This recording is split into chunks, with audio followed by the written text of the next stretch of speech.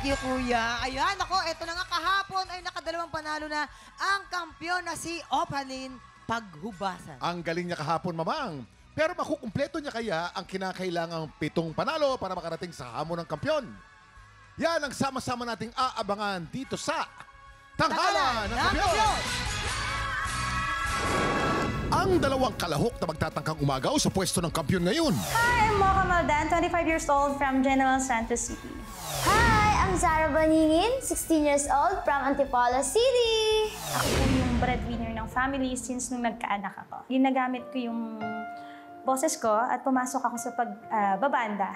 Si Papa noon, naglalaot. Pero, syempre dahil matanda na rin at ayaw kong may mangyaring hindi maganda kasi malayo at saka nasa dagat din. Si Mama naman, laking salamat ko lang din kay Mama kasi andyan siya para look after sa anak ko habang nagtatrabaho ako dito. Una-una po sa lahat, ang kasama ko pong parents po ngayon is yung mama ko is hindi ko po siya tunay na magulang.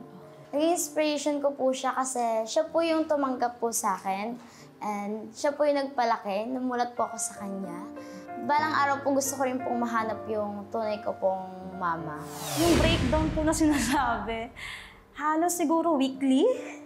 Weekly kasi nga dahil sa halos araw-araw kong tumugtog o maghanap buhay, kumanta. Hindi pwedeng sa isang araw wala rin akong income. Mula bata pa lang po talaga ako. Nakasupport na po siya sa akin. Pag nakikita ko po siya dun sa may audience po, nawawala po yung kaba ko kasi po, naramdaman ko po yung full support niya po sa akin na kaya mo yan, kaya mo yan, kaya mo yan, huwag mo isipin na may kalaban ka. Yun po yung sinasabi niya po sa akin para hindi po ko kabahan. Naramdaman ko po na proud po talaga siya. May motivation ko talaga. Anak ko, syempre anak ko. Pero, andyan yung pamilya ko. Isa din sila sa strength ko baga. Mama, Papa, alam kong as anak, hindi ako perpekto. Pero hanggang sa kaya ko naman, gusto kong bumawi. Ma, Pa, wait na po, naiyak ako. Nagpapasalamat pa rin ako kasi dahil sa inyo, nandito ako ngayon sa Sabak na, makikita niyo na sa TV. So ito na, pangarap na natin to, maabot ka na. Sino sa dalawa makakakuha ng mas mataas na puntos mula sa inampalan? Singer-songwriter, the R&B crooner, Dari Long. Kapuso OST Princess and Queendom Diva, Hana Presilas. Multi-platinum artist and OPM hitmaker, Renz Verano. Mocha Maldan laban kay Zara Baningin. Sino sa dalawang tatapat sa kampyon na si Opaline Paghubasan? Simulan na ang unang banggaan dito sa Tanghalan ng Kampyon. Zara Baningin. Ayan, Power of Love! Hi, Zara. Halika dito ka sa taas na konti. Iyan. Balita ko sa school niyo daw, party ka ng NDEP. NDEP. Ano ba yung NDEP? So, yung NDEP po is isa po siyang club na sinasalihan po namin na pag may mga student po na may depression, anxiety po, sa amin po siya lumalapit. Oh, parang consultation, gano'n. Opo. Nakainkwento ko na ba ng talagang matinding-matindi ang problema? At anong gagawin mo pag di mo na kaya yung problema? Oo. So, dun po sa part na yon, bawal po kasi kami Mag-counsel. Oo. mag-advise po. Dinala ko po siya dun po sa may council po namin, sa pinaka-council po. And yung council po namin yung nagbigay po ng advice at kumausap po. Maganda yung ginagawa mo. Malaking tulong yan. Maraming salamat. Thank you. Makaka-depress kaya ang sasabihin ng ating inampalan? Naman sana. Zara, mataas yung boses mo, no? Naturally, nandun, even yung speaking voice mo, Opo. matining or mataas. Almost all throughout the song, okay naman. May mga words lang na pwede pang mas ma-refine yung diction. Madali lang yun. Po.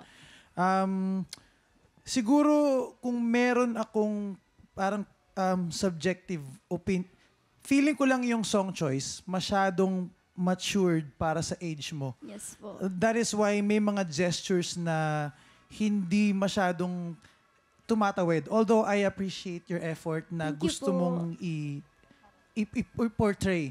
Pero it's just that mas nangingibabaw sa akin yung age. Alam kong bata yung kumakanta. Yes po. So siguro sa journey mo, sa pagsali mo sa mga competition, maimportante na nakakapili ka ng song na you really can relate to, na na-experience mo para mas maging effective. So, yeah, yun lang yung masasabi ko. Pero congrats.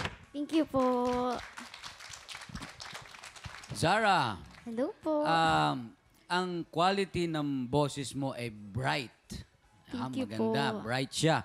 Ang kailangan mo, konting dynamics. Kailangan matutunan mo kung paano bumulong. Kailangan matutunan mo kung kailan ka bibira. Ang pagkahusay ng isang mga awit, nasa dynamics at kung papaano mo ihahatid yung ibig sabihin ng kanta. Marahil, ikaw ay isang bata pa na hindi pa masyadong maibibigay ito. Subukan mo na mga mas light yung message ng kanta. Yan. Maraming salamat sa ating inampalan. Mga tiktropa, sino kaya sa tingin nyo ang makakakuha ng mas maraming bituin at lalaban sa kampiyon na si Opaline? Malalaman natin yan sa pagbabalik ng tanghalan ng kampiyon dito sa TikTok Clock!